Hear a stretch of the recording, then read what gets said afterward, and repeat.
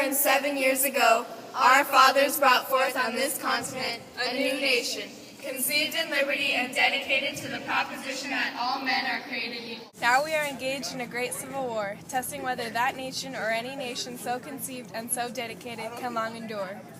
We are met on a great battlefield of that war.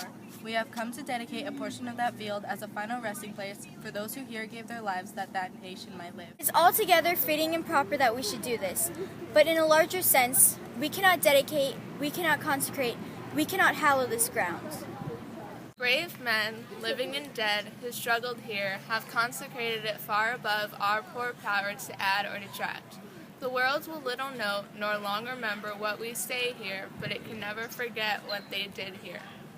For us the living, rather to be dedicated here to the unfinished work which they who fought here have thus far so nobly advanced. It is rather for us to be here dedicated to the great task remaining before us, that from these honored dead we take increased devotion to that cause for which they gave the last full measure of devotion, that we here highly resolve that these dead shall not have died in vain.